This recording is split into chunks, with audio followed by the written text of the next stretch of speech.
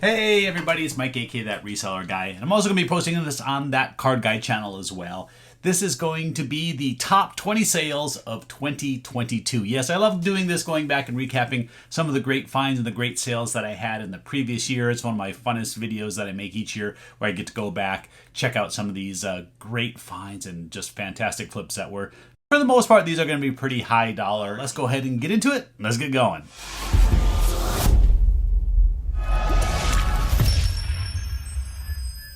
All right, number 20. We're going to start off. This one's kind of an honorable mention category. I don't have one in particular that I pulled out of here. I'll show one on the screen, but this is for football helmets. I went back and looked. I sold 47 football helmets. Yes, full-size football helmets last year, ranging anywhere from $30 up to about $300 for the best one that I found. We're going to throw one here on the screen. This one's, I think, about $150. Yeah, so if you're not selling football helmets, I think I say this in just about every one of my videos, you need to be looking for football helmets out there in the stores and at garage sales and estate sales. 47 different helmets that I sold last year. The average sale price was over $50. So number 20 is football helmets. Number 19 here, this is a great one as well. This is a hat. Yeah, I do sell quite a few hats during the year, but I'm usually looking for stuff that's pretty unique, pretty special, and not just your run-of-the-mill hats that are going to sell for $10, $15 that you might see some other channels selling. This one here is a Roger Federer hat. And what was nice about it was brand new with tags. You can see the RF logo on the front of it. Could see it from a mile away when I was walking over towards the hat section. This one sold for 80 bucks. And number 18, I love this number 18 item because it was so unique, so random, such a thing that you're not going to be able to say, hey, go out and look for these types of items. But this is the type of stuff that I'm looking for when I'm out at thrift stores and sales. This item was about this wide, these military wings. It was for the U.S. Navy air crew. It looked like it was handmade. It was beautiful. Great condition. It probably was older, but again, I have no way to tell the age or when it was made or where it was made or who made it. There wasn't any markings on it. Just this really cool, beautiful looking wood U.S. Air Crew logo. So I picked it up for under $10 at the thrift store and ended up selling for $100. I may be able to get a little bit more for it. I think I had a little higher and took an offer for $100, but still, this was such a cool, unique item. I was happy to get it to the buyer. You want to talk oddball items? Number 17 is one of those as well.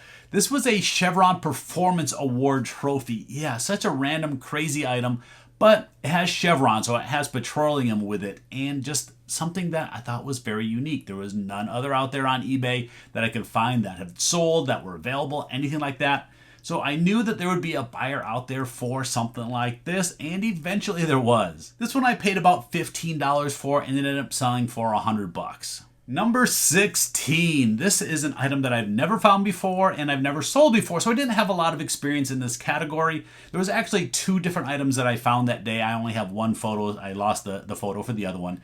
But this was a dive vest and a dive regulator. I found both of them at the same store. They were both priced very cheaply. I think they were both priced at like $7 or $8 a piece. I don't remember the exact price, but I bought them separately and sold them separately. So what I'm going to show you here is the dive vest. This is a Cressy Aqua Pro, I believe is the name of it. The regulator was the same brand as well. The regulator sold for quite a bit more. I think that sold for like $200, maybe $250. But this vest was really expensive too. This I got $159.99, I believe is the price. So for the two items combined, I got like close to $400. But this is the part that I'm showing you here is the vest. Item number 16. Number 15. All right, this one here is a sign, a metal sign. Another item that I'm always looking out there for. I'm always checking out the wall that has the different photographs and pictures and signs and stuff like that. And this one was kind of hidden behind a couple other ones. The thing with it, it wasn't in the greatest condition. Now, this is a Milwaukee tool sign. If this thing were in pristine condition, I probably could have got an extra $100 or more. But even still, as it was, and this sign was pretty big, I ended up getting $120 for this one, and I believe it was priced at about $8. All right, number 14, this is kind of a combo item as well. I found several of these at a local estate sale. I was one of the first people to get in the door of the estate sale, saw these over on a table, went running for it, saw that they were priced pretty cheaply. They had, I believe it was 4 different Monopoly games and 1 Yahtzee game, all of Pokemon, brand new and sealed. I found these just a week or two before Christmas. It worked out great. $5 a piece for these. Just the Monopoly game sold for $120 each. I believe the Yahtzee game sold for $50 or $60, somewhere in that range. So for like that $25 that I spent that day, I think I sold about $600 in items. All right, number 13, we're getting to our first card. This one's not a sports card. It's a gaming card, and one that I don't deal with a whole lot, and it's Yu-Gi-Oh! I had gone through a box of Yu-Gi-Oh! Cards that I had, Pokemon cards that I had, and wanted to find out what ones were valuable and what ones I should send off for grading. Now, these are all ones that I found at thrift stores, whether they're in random bags or boxes, and I just been throwing them into a box when I found them. Didn't know too much about them, and this one in particular was pretty good. This one is Harpy's Pet Dragon. Sent it off for grading at SGC, and it came back in 8. Pretty good condition. It's not a 10. Even as an 8, I got, what is it, $179.99. Yeah, $180 for this Yu-Gi-Oh card that I found at a thrift store that had been sitting in a box back here on one of my shelves for quite a while. So happy that I got that one sent in for grading and got that $180. All right, number 12. I really like this number 12. I'm going to see if I can pronounce this right. Jeroboam, something like that. But this was a whiskey jug that was sitting on the shelf at a Goodwill with the other bottles and kitchen type items. It just looked very unique. So what do? I looked it up on eBay. Yeah, I looked it up and saw that these sell for pretty good money. Bought for just a few dollars. This sold for $150. Yeah, $150 for this little, it was only about this big, this small little whiskey jug. All right, number 11 here. This is my first sports card item on the list, and it could be way up higher, but I did have to pay up quite a bit for this. This was an item that I found at a local box lot auction. They had a bunch of sports cards that day. I spent about $250 total for all the cards that I bought that day. Not only with these cards that I'm going to show you in that lot, there was a lot of other stuff as well, but these were the two crown jewels of the purchase. It was a 1964 and 1965 Philadelphia football partial sets. One of them was only missing 8 or 10 cards. The other one had about half the set. Beautiful condition. One of them sold for $179.99, and then the other one sold for about $250. Let me look at my list. $300, $299.99, even better. Yeah, so $300 and $180 just for those two partial sets. I paid $250 for everything. So fantastic flip on those. In the other cards that I got in there, I sold quite a bit more as well. But these two Philadelphia football sets, first time I've dealt with Philadelphia football, and these ones were great. All right, we're getting to the top 10 now. Number 10, another one, I've had to combo some stuff together because it was one particular purchase. I bought a bunch of games and models. The games were all like war, strategy themed type games. I'll show you a picture real quick of, I think I still have it anyways, of the wall of games when I went into this home to buy all these items. I spent $1,500 for everything, so obviously I spent a lot of money, but a couple of the games in here were really good. I'm going to show you two different ones. We're going to show you Dunkirk and Alexander the Great. Both of these games were $200 a piece. Fantastic games in here. I sold a lot of games from that purchase that were $50, $100, $150, but I think these two were two of the better ones. Got $200 each for those. Number 9. Number 9 is roller skates. Yeah, there are roller skates out there that are worth money. These are vintage ones. They're made by Red Wing. I believe it's also like Rydell Red Wing. They're made in Red Wing, Minnesota. Found two different pairs of these through the year. One was a low top and one was a high top. These are great skates. This one here in particular sold for, I believe, $150. But don't pass over that sporting goods section. I already told you to look for football helmets. Make sure you're checking out some of those old roller skates too. All right, this probably came from the same section, a skateboard. I have very little knowledge when it comes to skateboards, but I know there's some brands and stuff that you need to look out for. This one here in particular, Dwayne Peters. I saw the name on the board. It looked like it had been spray painted over, so I went and looked it up on eBay. Saw that Dwayne Peter boards were selling for quite a bit. Now, another thing you check when you're looking on these skateboards to know that they're a little bit older is look at the brand of the trucks that are on there. That's the metal part that holds the wheels on. These were independent trucks, so I knew that those were pretty good money as well. I could have just taken those trucks off and sold them as well. This Dwayne Peters board sold for $200. Number 7. All right, this was an estate sale pickup, and it had been sitting on a shelf for probably close to a year before I finally listed it. Why? Because it's electronics. I don't deal in a lot of electronics. I didn't want to test it. I figured it needed new batteries and all that good stuff, but it was a good thing that I finally got to that box because this is an old HP calculators, and some of these HP calculators can have some pretty crazy values. You wouldn't think it looking at it that it's an expensive item. If I didn't say it already, I picked it up for just a few dollars at an estate sale. This one here, I got the battery. I had to buy the batteries off of Amazon, put it in the calculator. It tested great. If you don't know how to test these calculators, all you do is you go to YouTube, search how to test HP and the model number calculator, and someone will tell you how to do that. This one worked great. This little calculator that I had sitting around forever sold for $220, and it sold quick. Yeah, these old HP calculators are very collectible.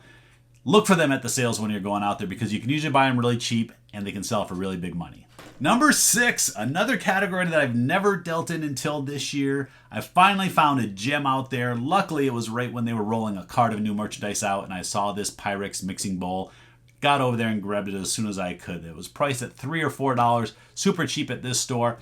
This was a beautiful bowl, great condition, had these green dots all around it. So again, I bought it for just a few dollars, and it did take a couple weeks to sell, but I got $199.99 plus shipping for this. Yeah, $200 for this Pyrex mixing bowl. And I know there's ones that sell for more as well, but to find that for just a few dollars and flip it for $200, I wish I could find those every day. All right, number 5. This was my find of the year. Yes, it's on my That Card Guy channel, that video. It's been my best video of the year because it was my best find of the year.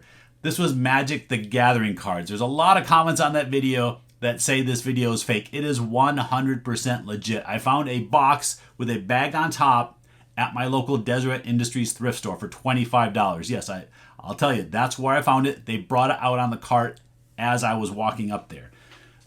Right in the top of the bag, I knew there was one card in there that was worth at least what they were asking for, that $25. So I figured I'd buy it, I'd make a video out of it and see what happened.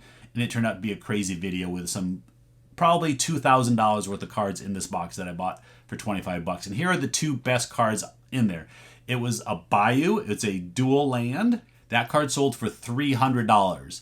The next one, which I didn't even know when I was going through the video, I'm flipping through the cards. It wasn't a card from back when I played. It probably came out a few years after I stopped playing. It's called the Lion's Eye Diamond. Fantastic card. Again, one that I knew nothing about. So, like I said, as I'm doing the video, I passed right over it like it's nothing. After I did the video, I went back and researched every single card that was in there. This Lion's Eye Diamond, or LED as a lot of people like to abbreviate, sold for $450. Yeah, so I got $450 and $300 for these 2 cards. Over $700 for 2 cards from that $25 box. I could easily call this my buy of the year, but there's one coming that's number 1 that blows it away. So yeah, fantastic find. Thanks for watching that video, everybody. It's been my number 1 video. Yeah, Lion's Eye Diamond, Bayou, sold for over $700. Number 4 actually was a beautiful item. It was an item that I found out here during summer in Arizona. This is like a parka jacket. Yeah, huge, beautiful parka jacket. Big USD Trojan logo on the back. Found this up in Scottsdale, Arizona at a Goodwill up there. During the summer, it was kind of weird buying this big parka during the summer. It was marked up. It was marked $25 here in Arizona. We get a coupon. We get like 20% off when you spend over $20. So we'll just say I spent $20 on this parka. And again, it was something that sat out in my garage for quite a while because I'm like, who's going to buy a parka during summer? Finally got it listed and it sold quickly. Yeah. Not a lot of comps out there when it comes to these parka jackets. This one actually was starter brand as well, so I knew it was a good brand. Picked a price I would have been happy with, which was $200, and it did sell within a few days. So it's possible if you find one like this that's as beautiful, that's got that large Trojan logo on it, you could get more than this. I ended up getting $200. All right, final 3. Number 3 is another hat. Now this one is so beautiful. Now, I'm not a fan of the team per se, but I was definitely a fan of this hat. Little story to go with this one. I found it at a Goodwill. Again, just a few dollars. They usually price their hats around $5 to $7 at this particular Goodwill. I saw it from. It's how some of these things just kind of pop out at you from across the room. But there was a person in front of me walking over towards the hats, and I was for sure that they saw it and they were going to grab it. Luckily, they walked right past it, and I couldn't snatch this hat up quick enough. This brand new Oakland A's baseball hat. Brand new with tags. You can see how beautiful this thing was. Any of you that deal in hats know that this is an expensive hat. This hat sold for over $200. Yes, people spend this kind of money on hats. This isn't even an expensive hat when it comes to the hat world, but $225. Yeah, $225 for this hat that I paid about $5 for. All right, number 2. This was a find that I got at the local box lot auction. I talk about them all the time. Unfortunately, they recently closed, so I'm going to have less of those type of finds. But this here is a Canon AE1 complete setup. So you have the camera and flash and lens and a couple other things all with their original boxes. So it was beautiful. I did pay a little bit for it. I did have to pay like $55 at auction that day to get this item. It's not always that you're finding items for $2 and $5 and flipping them for hundreds of dollars. This one I did have to pay up. I did pay $50 for it, but you can see in the picture here, this is a beautiful setup. The boxes looked great. Got $250 for the whole setup. Again, this was an item that did not take too long to sell. Here it is, number 1. We made it. All right, first off, before I tell you what it is, I want to thank everybody for watching. I want to thank all the people that have come onto this channel and that card guide channel and subscribed, watched videos, hit like, hit comments. Guys, I thank you all so much. You really have no idea how much it means to me that you come and spend a little bit of your time each day listening to me babble on about reselling and sports cards and all this other stuff. So thanks for that. Now let's show you the number 1. All right, this was another fantastic flip. And when I showed this card in one of previous videos, I didn't specify exactly how much I paid for the card. But I will tell you today. This is a Ken Griffey Jr. game-used back card. This was found at a local card show here in Arizona. Found it from a dealer for $5. It was marked $5. Now, when I saw it, I knew it was a good deal, but I thought it was just going to be a typical Ken Griffey Jr. mid-range back card, maybe worth $50, maybe a little bit more, but it was marked just $5. Wasn't until I got home and hours later that I looked this card up and found out that it's a super rare short printed Ken Griffey Jr. back card. Comps out there, 3 sold, none available. All the sales were at about $600, over $600. So since they're all sold, I'm going to price mine at $700 and see what happens, and it sold within 24 hours. $5 into $700. Probably the best single individual profit percentage item that I've ever had. Fantastic flip. I mean, again, when I bought it, I had no clue, but I ended up getting $700 for this one card. So Ken Griffey Jr., thanks for this card. Dealer at the card show, thanks for not understanding that it was a valuable card. And thanks to my buddy Jay for not grabbing into that box before I did. He grabbed the box next to it. So I lucked out in a way by grabbing that box at the card show and getting a $700 Griffey Jr. card. All right, that's it for this video. That's it for this year's top 20. Let me know down in the comments which one is your favorite card or your favorite item that I sold this year. We all have our different favorites, and it's always hard to go through and make this ranking of the top 20 because they're all great items. Finding any of these items out there in the field would make anyone's day, and I hope that I can go out there and find more items this year so I can make another great video like this next year. So that's it for today. Thanks everybody for watching. I'll see you next time.